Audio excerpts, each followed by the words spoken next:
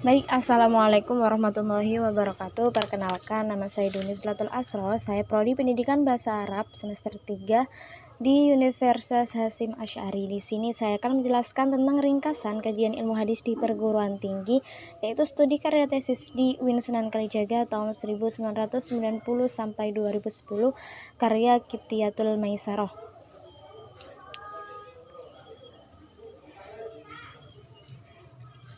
Jadi yang pertama adalah pengajaran ilmu hadis di UIN Sunan Kalijaga Yogyakarta yang meliputi selintas sejarah UIN Sunan Kalijaga Yogyakarta. Yang kedua, ilmu hadis di UIN Sunan Kalijaga Yogyakarta. Dan yang ketiga, penulisan tesis di UIN Sunan Kalijaga Yogyakarta. Baik, kita bahas yang pertama dahulu, yaitu selintas sejarah UIN Sunan Kalijaga Yogyakarta. Jadi sebelum adanya nama perguruan tinggi agama Islam negeri ini, cikal bakal IAIN dan UIN terbentuk, ada beberapa lembaga pendidikan tinggi Islam di Nusantara yang telah terbentuk, yaitu di Sumatera dan di Jawa, Sekolah Tinggi Islam atau STI. Pada saat revolusi kemerdekaan, STI ini bertempat di Jakarta mulainya, yang kemudian dipindah ke Yogyakarta, yaitu mengikuti perpindahan ibu kota negara Republik Indonesia. Pada tanggal 2 Maret 1948, STI ini berganti menjadi nama Universitas Islam Indonesia, dan kemudian pada tanggal 24 Agustus 1960, Institut Agama Islam Negeri diresmikan. Nah, dalam merespon perkembangan IAIN yang pesat, Departemen Agama ini mengeluarkan keputusan penting yang dimana tentang peningkatan IAIN Yogyakarta dan Jakarta menjadi lembaga independen. Nah, sejak saat itulah IAIN Jakarta dan Jakarta menjadi lembaga independen. Nah, di saat itulah IAIN Yogyakarta disebut IAIN Sunan Kalijaga. Jadi itu sekilas tentang sejarah UIN Sunan Kalijaga Yogyakarta. Yang kemudian yaitu ilmu hadis di UIN Sunan Kalijaga Yogyakarta. Yang pertama ada tentang topik pembelajaran, yang kedua tentang buku rujukan. Yang pertama tentang topik pembelajaran. Di UIN Sunan Kalijaga Yogyakarta atau IAIN Yogyakarta diajarkan kepada mahasiswa di Fakultas Syariah pada tingkat yang berbeda. Ada yang tingkat propadus, doktoral, dan bakalaureat dengan topik yang berbeda. Jadi di setiap tingkatan itu topik yang disajikan atau topik yang diajarkan selalu berbeda. Nah, sedangkan untuk pengantar ilmu hadis pada doktoral 1 adalah pertumbuhan ilmu hadis, definisi hadis dan sunnah, dan yang lainnya. Sementara untuk topik mata kuliah Ma'ani al-hadis yang diberikan pada tingkat doktoral 1 adalah pembahasan mengenai hadis muskil, gharib, dan majaz. Jadi setiap tingkatnya itu memiliki topik yang berbeda. Yang selanjutnya yaitu buku rujukan atau bisa disebut dengan buku referensi yang dipakai oleh IAIN Sunan Kalijaga Yogyakarta atau UIN Sunan Kalijaga. Ada yang karya asing, ada juga karya Indonesia. Nah, di sini ada beberapa karya asing, buku karya asing, yaitu Taujih karya Al-Nazar Thohir Al-Jazairi. Sebenarnya di sini ada banyak, namun saya kasih contoh 5 saja. Ada 5 di sini karya asing, dan karya Indonesia juga ada 5. Nah, dari keseluruhan literatur yang terdapat di UIN Sunan Kalijaga, literatur bahasa Arab itu banyak yang mendominasi karena tidak lain ilmu hadis itu salah satu ilmu yang diambil dari Timur Tengah. Jadi minimnya karya bahasa Indonesia yang digunakan juga mengadopsi dari literatur yang digunakan di Timur Tengah. Tapi untuk bahasa Indonesia sendiri itu lahir dari berbagai latar belakang. Jadi banyak juga literatur bahasa Indonesia atau buku referensi yang bahasa Indonesia yang digunakan pada diktat mata kuliah ilmu hadis yang diampunya. Selanjutnya yaitu penulisan tesis di UIN Sunan Kalijaga Yogyakarta. yaitu dari sekian prodi yang terdapat di Pascasarjana UIN Sunan Kalijaga, penulis membahas tentang karya tesis pada prodi agama dan filsafat karena penelitian ini termasuk salah satu bidang kajian dalam prodi. Jadi selain ilmu hadis, ada 3 topik yang menjadi bagian dari topik prodi agama dan filsafat. Yang pertama adalah agama dan tasawuf, yang mencakup tesis perihal keagamaan dan tasawuf, baik melalui pemikiran tokoh ataupun kehidupan masyarakat. Yang kemudian selanjutnya tesis dengan topik Al-Quran dan tafsir. Pembahasan di dalam tesis dalam topik ini melingkupi perihal tentang Al-Quran. Dan bagian yang ketiga adalah tesis dengan topik hadis, yang meliputi kajian atas hadis secara tematik, kitab hadis dan tokoh hadis. Tapi perlu diketahui bahwa yang mendominasi dalam kajian hadis adalah kajian terhadap sanad dan matan hadis.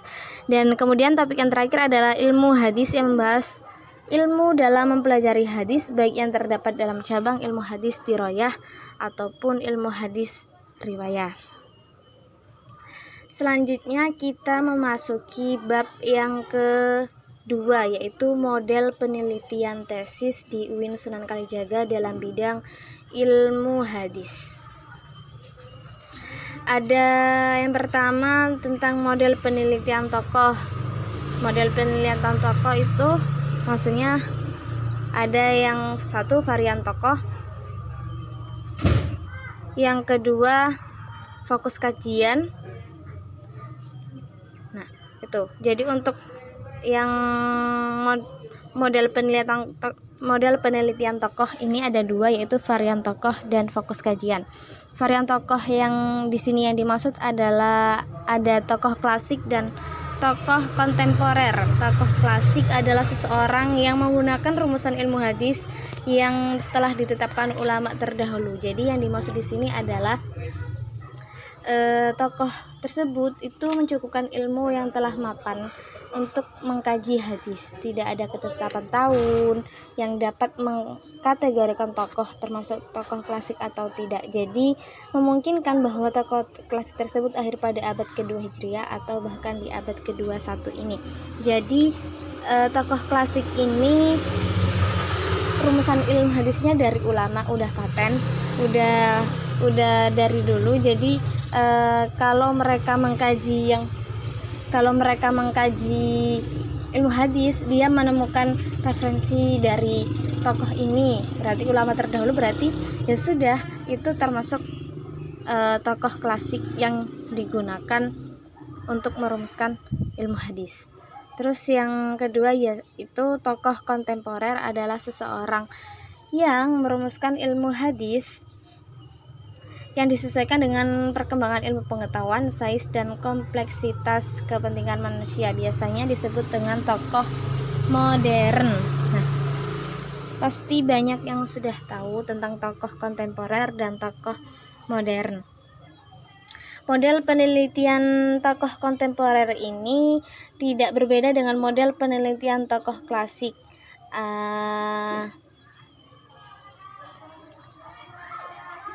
Rumusan ilmu baru tersebut, jadi yang pertama yaitu merumuskan ilmu baru, kemudian diaplikasikan dalam pengkajian hadis. Nah, setelah diaplikasikan ke dalam pengkajian hadis, rumusan ilmu tersebut tetap tidak menyingkirkan kredibilitas ilmu hadis klasik. Jadi meskipun menyesuaikan perkembangan zaman, tokoh kontemporer ini tidak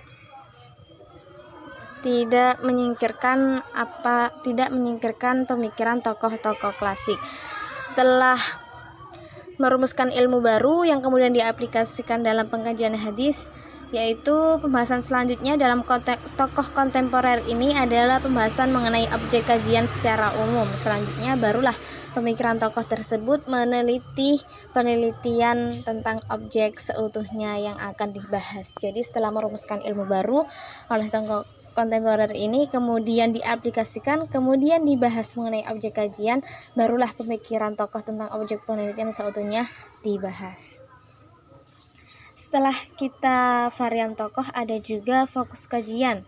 Fokus kajian yang dimaksud di sini ada hadis dan sunnah, ragam hadis, dan cabang ilmu hadis. Yang pertama yaitu hadis dan sunnah. Jadi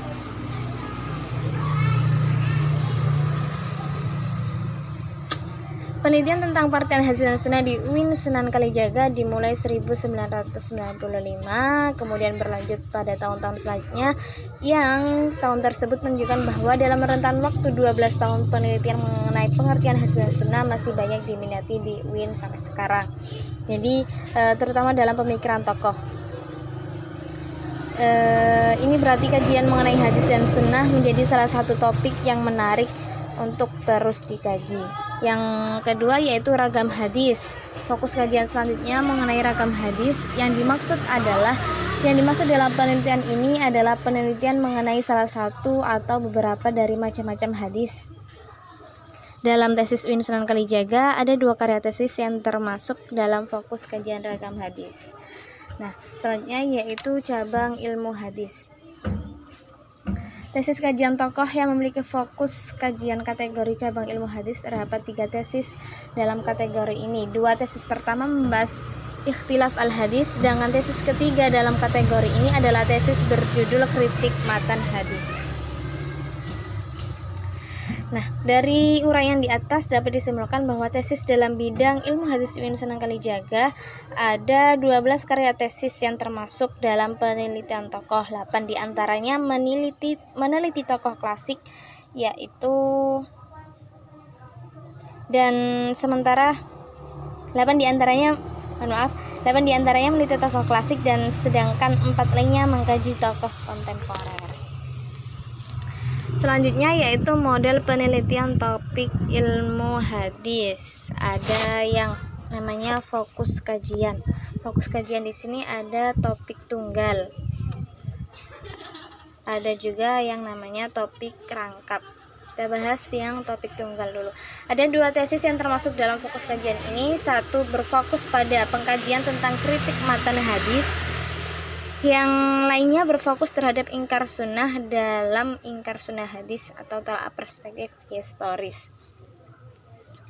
Jadi topik tunggal mungkin teman-teman di sini sudah tahu bahwa topik tunggal yang dimaksud di sini adalah membahasnya cukup kritis. Jadi meskipun dia sendiri, jadi dia difokuskan pada kritikan-kritikan yang bisa dikatakan sangat kritis atau cukup kritis. Jadi pembahasan berakhir dengan anggapan bahwa perlu adanya tolak ukur baru dalam kritik matan hadis. Yang selanjutnya yaitu topik rangkap. Topik rangkap adalah kategori terakhir. Kategori terakhir adalah tesis yang memiliki fokus pembahasan lebih dari 1 tema. Mungkin dari namanya saja teman-teman di sini sudah tahu bahwa topik rangkap. Jadi lebih dari 1 tema yang disebut tesis bertopik rangkap. Nah, pembahasan dalam model ini disajikan dalam bentuk naratif dan argumentatif. Pengarang menuliskan pendapat atau ide para tokoh dalam topik pembahasan tertentu, kemudian dicari konklusinya. Kemudian respon terhadap sebuah pemikiran tidak berakhir pada penerimaan atau penolakan, tapi lebih pada bentuk analisa pemikiran untuk mengetahui bentuk kecenderungan pemikiran. Jadi, setelah dianalisis, topik rangkap ini bukan berakhir pada diterimanya atau ditolaknya, namun lebih untuk mengetahui bagaimana bentuk kecenderungan pemikiran yang ada di topik rangkap ini. Selanjutnya yaitu model penelitian ilmu sejarah. Model penelitian ilmu sejarah, model kajian dalam bagian ini memiliki tingkat kesulitan yang cukup tinggi. Jadi dilihat dari tujuan penelitian saja, penelitian ini ditujukan untuk mengetahui ciri literatur hadis yang dihasilkan pada masing-masing periode, baik berkaitan dengan sifat, bentuk, sistematika maupun kandungannya. Persamaan dan perbedaannya juga melihat kuasa para pemilik kekuasaan dalam mengiring pertumbuhan hadis. Nah, model yang seperti ini merupakan model yang cukup baru, jadi tidak mengherankan jika model ini memiliki sedikit peminat. Jadi model penelitian ilmu sejarah atau model sejarah ini di UIN Sunan Kalijaga sedikit peminatnya atau sedikit yang menggunakan model penelitian seperti ini.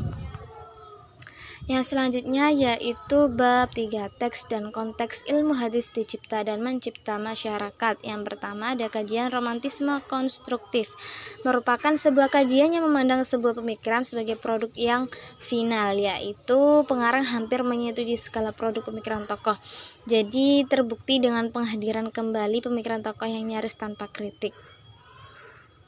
Dalam artian pemikiran pengarang telah dikonstruksi oleh eksistensi tertentu sehingga subjektivitas pengarang lebih tampak dibanding objektivitas kajian. Jadi kajian romantisme konstruktif ini merupakan akhir atau sebuah kajian akhir yang memandang sebuah pemikiran produk yang akhir.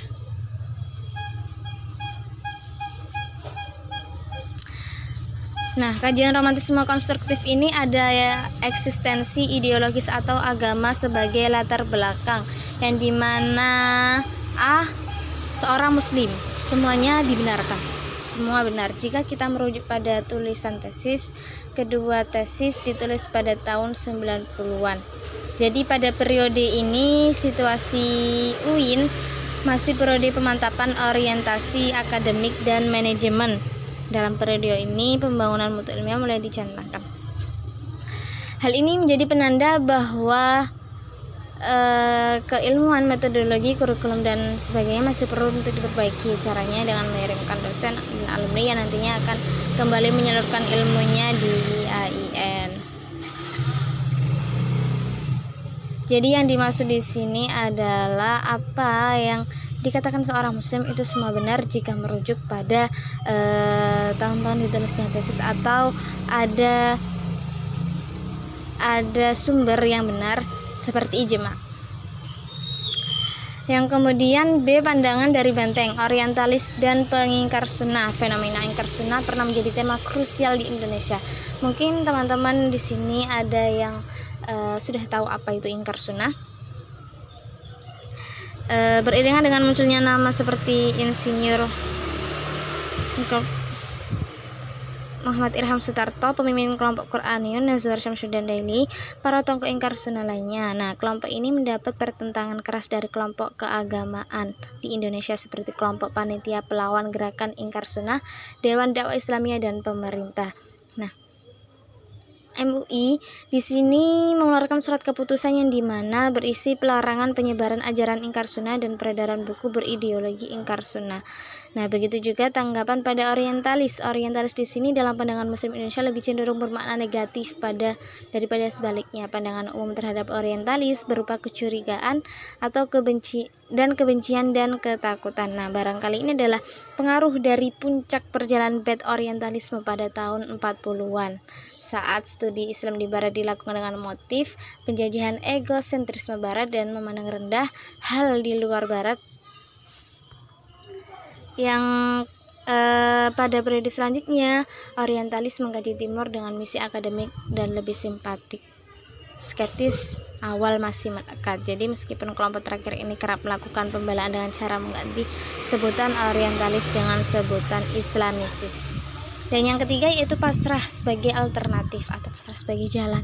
Nah, selain dua dikotomi di atas, ada yang bersikap pasrah dalam mengkaji pemikiran tokoh. Jadi selain tentang semua benar, muslim semua benar dan juga ingkar sunnah, ada juga pasrah sebagai alternatif. Di sini ada dualisme pandangan terhadap gagasan Rahman yang diterima atau ditolak. Diterima dengan alasan menawarkan metodologi baru demi kesegaran pemikiran Islam, ditolak karena metodologi baru tersebut dianggap dapat meracuni ajaran Islam. Nah, dualisme ini yang membuat pengkaji di Indonesia mesti berhati-hati meskipun secara gagasan pengarang termasuk bagian dari para penerima pemikiran Rahman. Jadi meskipun di sini dikatakan pasrah sebagai jalan alternatif, tetap harus hati-hati untuk menerima metodologi baru. Kemudian ada dilema metodologis, yaitu berhati-hati, Berg dan Tirmizi, yaitu bab khusus, yaitu bab 4 yang mengkaji keadaan sosial politik Mas Al-Tirmizi dan dampaknya dalam penulisan kitab Sunan Al-Tirmizi. Nah, pada bab ini membahas tentang konstruktif terhadap latar belakang kehidupan tokoh. Setelah melakukan pembahasan tersebut, pengaruh sosial dan politik untuk melihat pengaruh terhadap pemikiran Tirmizi, terdapat kesimpulan bahwa dapat dikatakan pengaruh politik yang terjadi dan berkembang pada saat itu tidak mempunyai pengaruh yang signifikan terhadap pemikiran yang berkembang. Demikian juga dengan Al-Tirmizi. Nah, kajian terhadap bab ini lebih terkesan naratif daripada kritis. Meskipun ini terjadi penolakan, di akhirnya Hasan menguraikan secara detail bahwa metode yang digunakan baik dalam kaji hadis seperti ini contohnya. Menurut baik sejumlah isnad yang dia jadikan sampel pada tabel pada di atas tidaklah ideal karena seperti dikatakan Ibnu Jubair, dia terlalu sering disebut oleh informan dibanding yang lainnya. Jadi sementara di sisi lain seperti Mujahid, dia jarang digunakan oleh informan Al-Tabari. Selanjutnya yaitu kritis. Keanekaragaman pendapat tetaplah dianggap sebagai potensi kedinamisan proses berpikir, meskipun penyeragaman standarisasi ajaran agama di berbagai bagian menjadi jalan tengah perbedaan. Karena itu bersikap kritis ini perlu dalam memahami pesan hadis. Tidak bisa nyaris dipahami sebagai pelemahan titik tumpu ajaran Islam, melainkan usaha untuk memberikan ruang gerak yang lentur dan dinamis sekaligus memberikan ruang gerak yang lebih luas terhadap pertumbuhan ajaran Islam pada masa selanjutnya yang dipastikan berhadapan dengan kenyataan lebih berat dan kompleks. Selanjutnya yaitu ilmu sejarah membaca hadis. Ilmu sejarah pembaca hadis di UIN Sunan Kalijaga. Perkenalan juga penggunaan metodologi historis melengkapi penggunaan metodologi doktriner normatif dalam studi agama mulai terlihat sejak 90-an terakhir. Nah, dari sekian perkembangan mengenai studi Islam di Indonesia, khususnya di perguruan tinggi, dapat diketahui bahwa studi Islam di IAIN secara umumnya agaknya masih lebih banyak oleh misi keagamaan yang bersifat memihak, romantis, apologetis, sehingga kadar muatan analisis kritis, metodologis, historis, empiris, terutama dalam menelaah teks-teks keagamaan produk sejarah terdahulu kurang begitu ditonjolkan kecuali dalam lingkungan para peneliti tertentu yang bersifat terbatas. Kemudian ada epistemologi atau asal-usul pengetahuan sebagai tujuan. Yang pertama ada krisis argumentatif. Krisis argumentatif adalah sebuah kajian pemikiran yang memberikan tanggapan kritis terhadap sebuah pemikiran dengan pendapat yang dapat diterima. Artinya sebuah pemikiran tidak diterima atau ditolak begitu saja. Jadi dikaji terlebih dahulu di misalnya pemikiran yang pertama dipertimbangkan, bahasanya dipertimbangkan. Jadi selagi dipertimbangkan tetap ditanggapi dengan melakukan pencarian asal-usul pengetahuan. Jadi pemikiran-pemikiran tokoh tersebut tidak langsung diterima atau ditolak, jadi tetap dipertimbangkan. Kemudian ada naratif mencari model kajian. Nah, secara umum hal yang terjadi di masyarakat ini termasuk menunjang perkembangan ilmu hadis dalam tataran praktis. Namun dari segi teori, ilmu hadis hanya atau masih dimiliki oleh orang yang pernah bersarjana hadis, pelajar dan sejenisnya. Jadi kebanyakan masyarakat ini masih masyarakat umum, begitu juga sebagian dari warga lembaga pendidikan seolah memberi jarak untuk terlalu ikut campur pada hadis.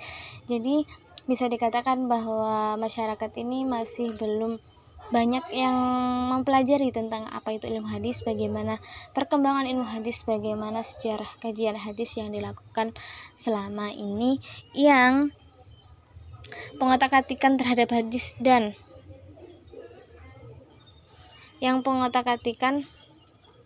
terhadap hadis dan ilmu hadis akan berimplikasi pada anggapan mengingkari sunnah yang tak mungkin dibawakan dalam kajian Al-Quran untuk dikatakan mengingkari Al-Quran. Jadi menurut saya perlu sekali untuk masyarakat Indonesia, untuk masyarakat sekitar mengetahui bagaimana kita mengkaji hadis, bagaimana para tokoh-tokoh dalam pemikirannya mengkaji ilmu hadis. Nah, itu tadi adalah pembahasan tentang